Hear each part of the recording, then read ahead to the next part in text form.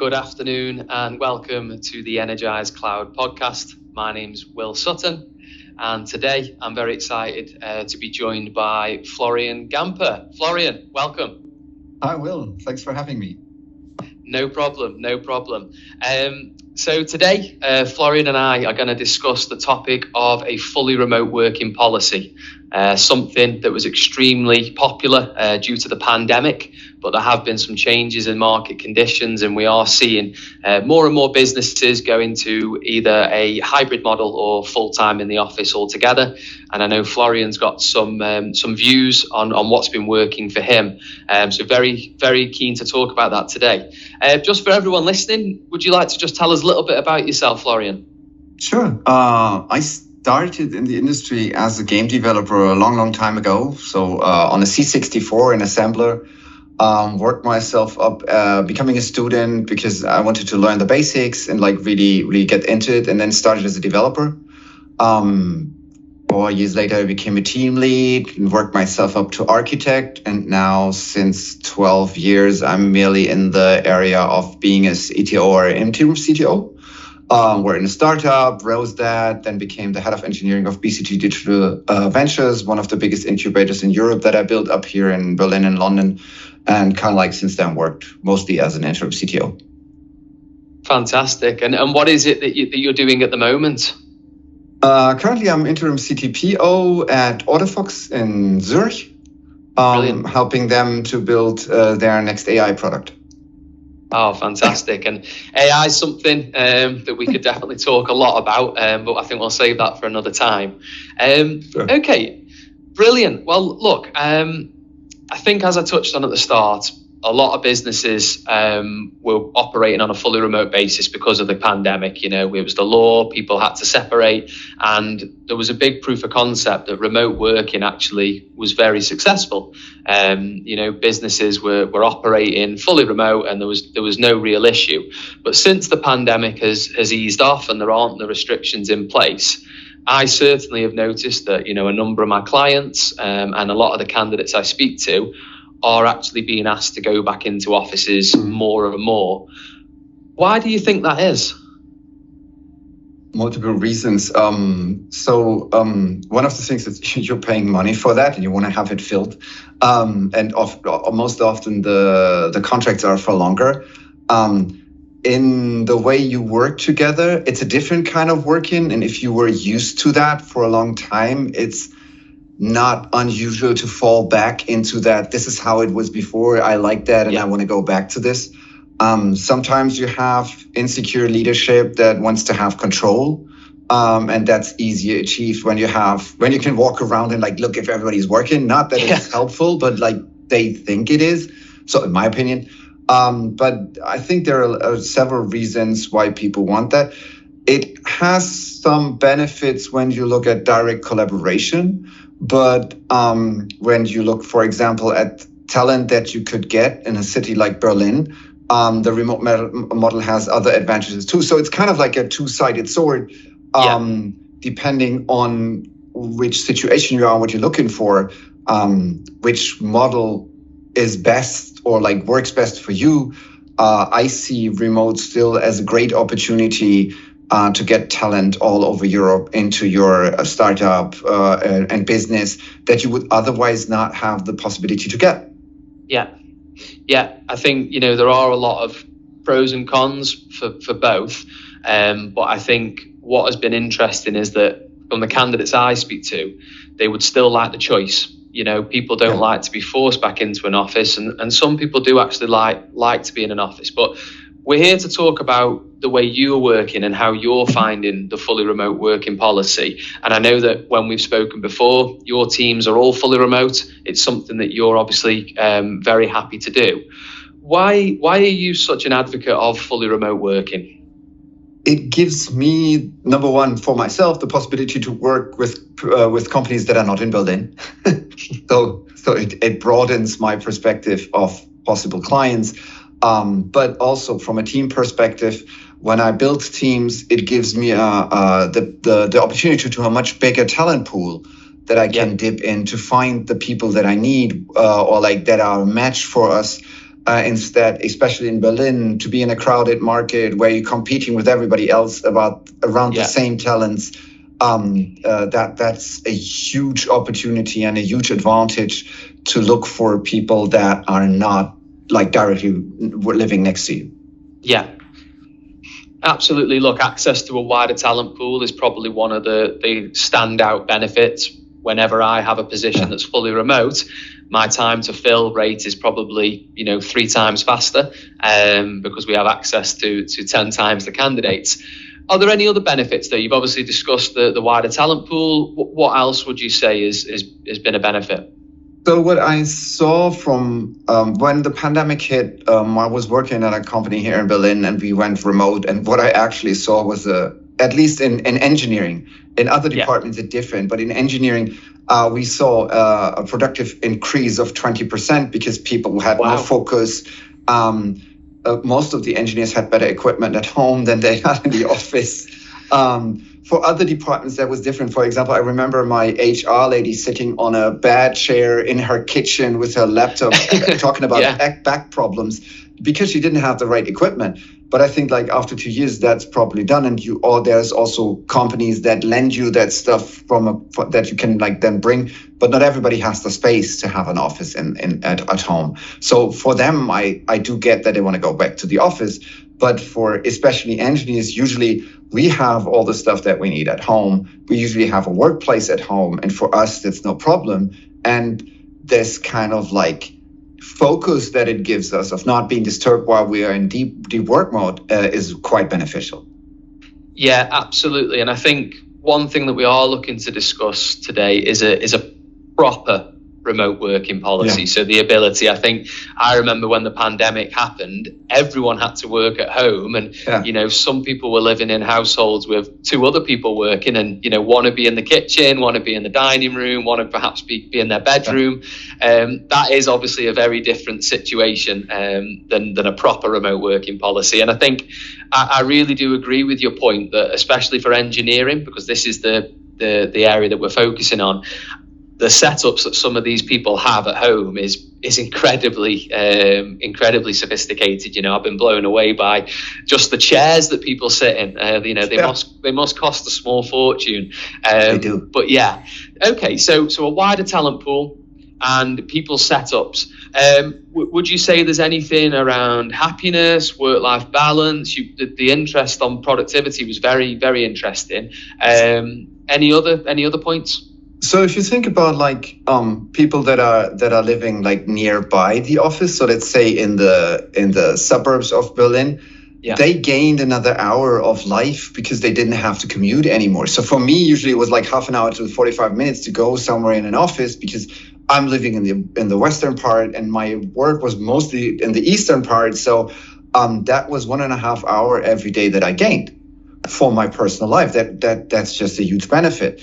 It also gave me the opportunity to like eat more healthy because the stuff that I usually had around the office was like pizza and other stuff. And here where I can have my own meals, I can prepare them properly. So that helped me too. So from a personal perspective, and I see that a lot in the people that I work with too, that they are happy that they don't have to commute that much anymore. Yeah, absolutely. I think, the commute is something that some people really enjoy because they can, listen to a podcast or they could, do anything. Do you ever really, enjoy it and be in a full subway in winter? That's a weird thing. No, I agree, and I think the point I was getting to with the podcast is it's to fill that time. Yeah. You have to because of the commute. There's a lot of disadvantages of a commute. What were some of the things that you did then with that extra time? Oh, I did more sports. Brilliant. Actually, because like I was like the day ended earlier, and so I could do this in daylight instead at night. So I went much more for a run than usual. So because I was just finished early and it was still light. Yeah.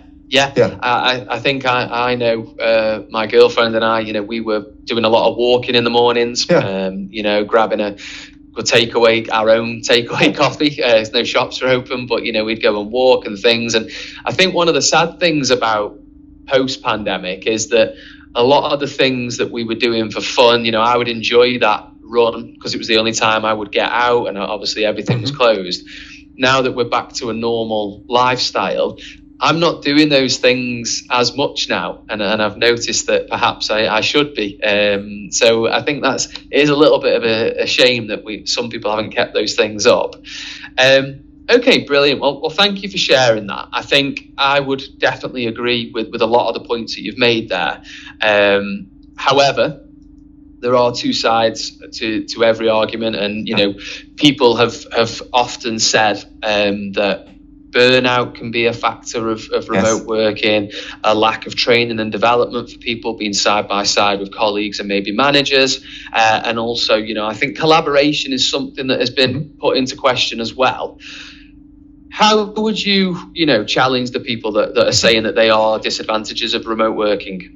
The thing is, I don't think there are. It just depends on how you structure how work is done. So if you try to do the same thing that you did like in an office, that's not going to work.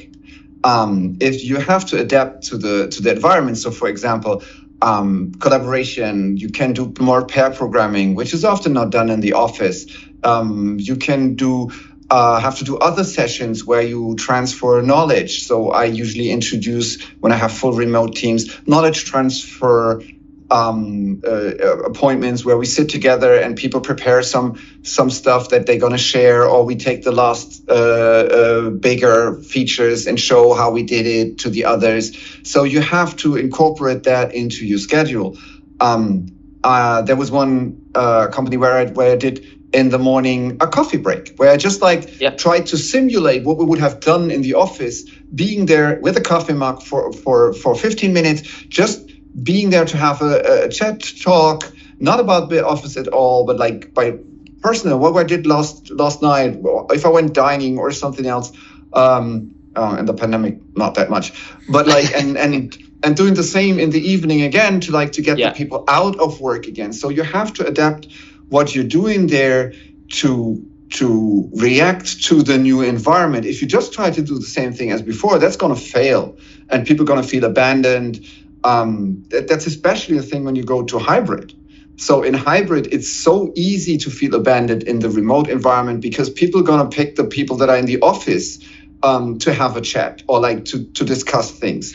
And for example, in a remote environment, my first rule is if one person is online, everybody is online. Because there's nothing worse than being in a meeting room where you have these old spiders in the middle and half the people turn away from the camera, talk to each other. Sure, you feel abandoned. So in an environment like this, you have to adapt to that. Everybody feels included, and the whole thing of offsites becomes much more important. We are still social beings. That has not changed in the pandemic.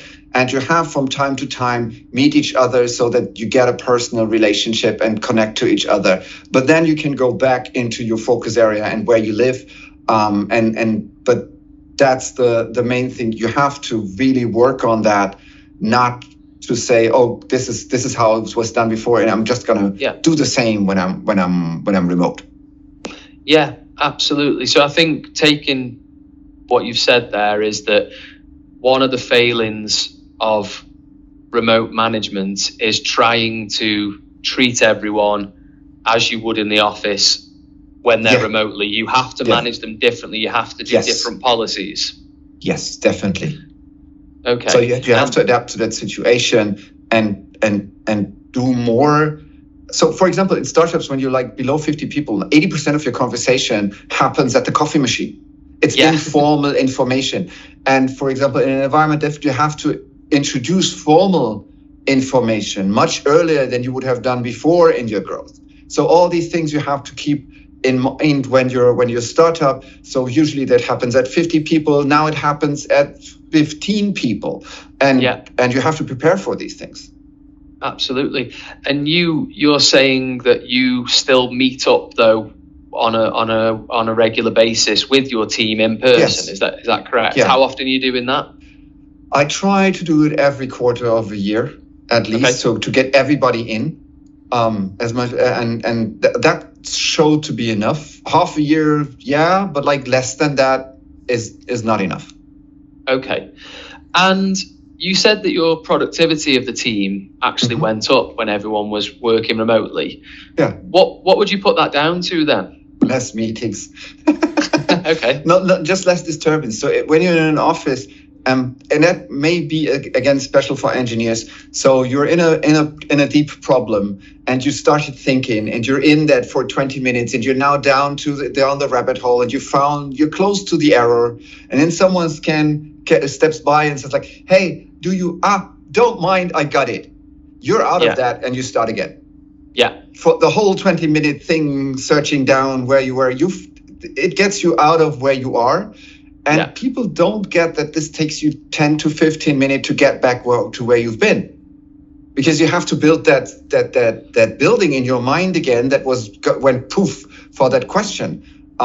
We did this also in the office. Sometimes I had people that had lamps, and when they were red, they were not allowed to talk to. Okay. And online, that's much easier because you just shut down Slack. Yeah. And then it's quiet time.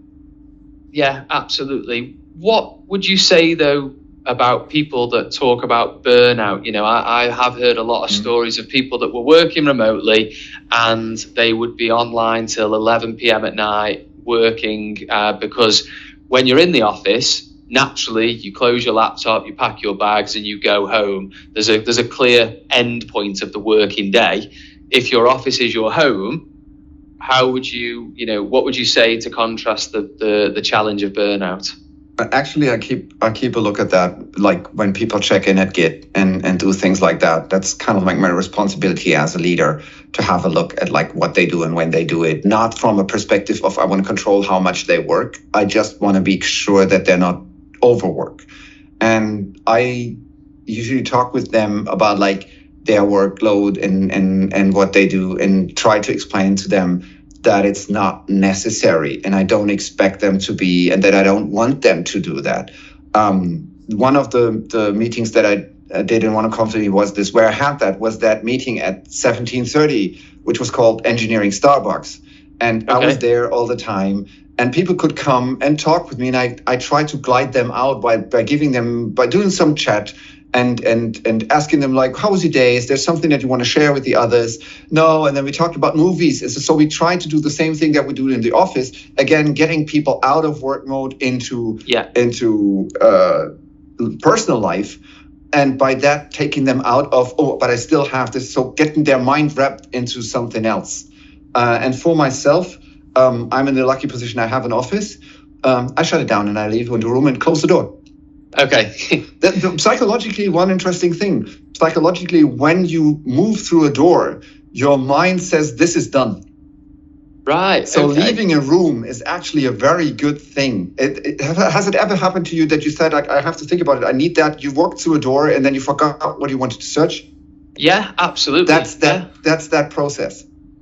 Right. Okay. Yeah. Because I mean, I get that feeling obviously when I leave the office. Yeah. But I guess that's no different. You know, at the moment I work 1 day a week at home, and I have to admit they are the days that I get the most done, because I have zero distractions. But I also do get a little bit lonely at times. You know, if something good happens, but that is because I think, based on what you told me, I'm working for a business that is mainly office based. So that isolation point wouldn't have happened if we were all at home, because we would all engage over video calls and things like that. So I can understand that. This particular podcast is obviously run by myself. I am a recruiter. So, you know, I've been in recruitment for over 9 years, and, you know, I've helped to hire hundreds of people into businesses across Europe. And you obviously have hired lots of people throughout your career. So a key point of this remote working policy is about retaining the best talent. And you mentioned to me about the broader talent pool that you've got access to by offering a fully remote working environment. Do you feel that you've been able to not only hire but also retain better talent due to this? Sure. 2 years ago, I was working at a company in Stuttgart. The team was fully remote, but we also had people there that moved while I was there, and they moved from the city to the suburbs. Okay. And they really moved out. And they couldn't, if there would have been a strict office policy, they would, number one, not be able to do this, and B, probably left us. And on the same is there is a talent pool of engineers that were leaving the city and moved outside because it's cheaper to live, because there is more like nature and all that stuff. And I can tap into that pool. So I had the possibility to get talent that I would usually not be able to get if I would have said you have to come to the city into the office. And for them, it's beneficial because they could bet more interesting jobs in the city, but in startups where they're living there usually wouldn't get. Absolutely. I know lots of friends that have moved to London, for example, where cost of living is extremely high. Their quality of life would probably reduce, but the reason they do it is because they want that job. Whereas what I'm getting from what you've said is it's allowing people to make better life choices with where they decide to live, because they don't have to let a company dictate where they are based. I just remember when I was working for BCG Digital Ventures, the main office was in LA.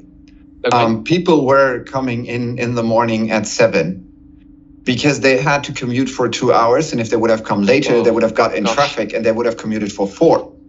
So they came at 7 and left at 8 because that was the only time where they could get back in 2 hours. But if you think 4 hours a day in a car, sorry. It was the way of like living somewhere where you could afford it while working at the company that you wanted, but that's a lot of time of your life. Yeah, I agree. And now they could have it. Absolutely, yeah. I'm sure if you added up those 2 hours or 4 hours a day, a lot of productive things could have been done. Yeah. Absolutely. Interesting. I completely understand those points, and I definitely agree with them. I think a key point that I'm getting from what you've said is that people were having their lives dictated by where their company was based, to a degree. And you choose yourself by yourself where you work. So I wouldn't put it that strong, but kind of like a bit of where you lived was dependent on where you wanted to work. Okay. Yeah. But the companies weren't forcing them. In the end, they could quit and go somewhere else. Of course. But yeah, absolutely. It is allowing people the opportunity to go and live in nice, quiet rural areas if that's what they choose. But also they can live in the city if they want to. Okay. Brilliant. Well, look, I mean, something that we do on this podcast is we ask previous guests to ask the next guest a question. Now, my previous guest was aware of the sort of topic that we were going to be discussing today. And the thing that he asked me was that how much of an impact does a good and flexible remote policy affect your business? In contrast to when you're not adapting at all? In general, if I was to ask you to do a 30-second elevator pitch on why a remote working policy is good, what would you say? Broader talent pool, happier life, more focus, more productivity. That will be the pitch. And that by 20 to 30%. Talent pool even bigger. Excellent. Really, really good. And your views on this are extremely valued. And I think it's great to understand what is working for you. And I think it's great for anyone listening that perhaps is running teams and is maybe questioning the remote working side. Florian, you've obviously got a proof of concept here that it's working very well for you. But I think the key thing here is that you have to manage it correctly, though. I think that's what we can obviously agree on. If it's managed correctly, the benefits are endless, I would say. Florian, thank you ever so much for joining me today. I've really enjoyed talking to you. And yeah, till next time, I hope you have a great day. Thank you. You too. Thanks for having me. Thanks to everybody that listened. And it was a great pleasure. No problem at all. Thank you very much.